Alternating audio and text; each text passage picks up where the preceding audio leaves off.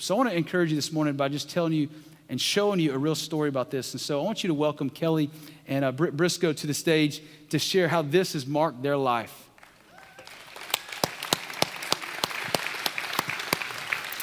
Hey, thank you guys for coming and sharing a little bit of your story. So I'm just going to get right to it and say, take us on a journey about where God has taken y'all, where have y'all been, and where you are today. Absolutely. So a lot of our story in group life and community in this church has to do with our process to meet our daughter. It started when I was in middle school. I really felt this calling, and just the word adoption laid on my heart over and over and over. And I didn't really know where God had that in my life, but I just knew at some point that was kind of where my life was going to be. And I met Britt, and when I met Britt, I kind of told him up front, hey, this is something that I know is in the path of my life. I'm not sure how God has that story written for me, but at some point I know that this is what's in store for me. That's good. And I know when she told me this, I was like, oh, I don't know about adoption. You know, it's different people's stories, but just not sure really how it works out in ours. But, you know, we joined the church. We started helping out with the nursery.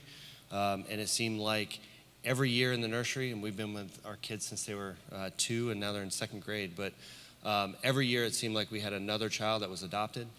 We got to know their parents, and it kind of started opening my eyes, my heart. So I knew that God was working through that, kind of getting me on that same page as Kelly. Yeah, so we got married and decided that we were going to try to have biological children before the adoption process began. We just knew there was a big burden financially that we just couldn't handle at the time. So we decided to try to have biological children, and for 4 years, that's the path that we took. And God very clearly closed that door for us with the word infertility. So we just knew that that's just not how we were meant to grow our family, and that's how I knew that the word adoption, even from such a young age, was going to come into play. Yeah, so you adopt a little girl? We adopted a little girl named Eleanor, and she was born We actually have a November picture 11th. of Eleanor. Yeah. Tell us a little bit about Eleanor.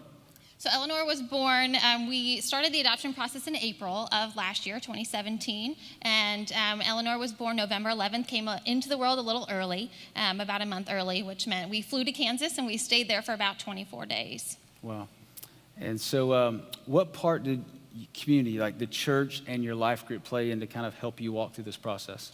So the community has definitely played a large role in our story, even from the beginning. So we were in the newlyweds group. From there, we traveled out. We did the foundations sessions, and then from there we spawned the different life groups. And so within those, they've kind of helped us. They've prayed over us. They've been with us in our journey through our struggles, through the whole infertility process and the adoption process. They've helped us with our fundraisers. They've helped us with just kind of bringing us meals, things like that. Just really, you know, circling up with us and just helping us through that. Yeah. Mm-hmm. Yeah, that's good. That's good. And so when I met y'all a while back, you were kind of wrapping things up with the adoption, and you were going to throw a party for your life group, I guess to say thank you. So why was that important and significant to throw them a party? Yeah, the party was just the smallest thing we could do. We just feel like we can't even begin to show our appreciation for what they did for us. While we were in Kansas, they took care of our dog. We kind of just had to drop everything that we were doing and run out there as soon as we could get there. But they took care of our dog, and they cleaned our home for us, and they sent us meals while we were in the hospital. And we just can't even begin to thank them for everything that they had done for us. So we decided to do a small little dinner for them, and we surprised them and just kind of wanted to serve them, and we still feel that way. We just can't adequately express how grateful we are for them. Yeah, I think we have a picture of your group as well. Mm-hmm. There they are, yeah. So this whole thing is about community. We say all the time that we're better together. So do y'all believe that? Oh, 100%. Yeah. You guys can sit up here all day and say, turn these rows into circles, and this is proof that when you turn those rows into circles, your life will change. They're our best friends. They're there for us through everything, and it takes intentionality, and it takes time, and some moments can be awkward, especially in those first few times meeting together, and you may not know them 100%, but I'll tell you that they will change your life if you can get involved into something. It's changed our lives drastically.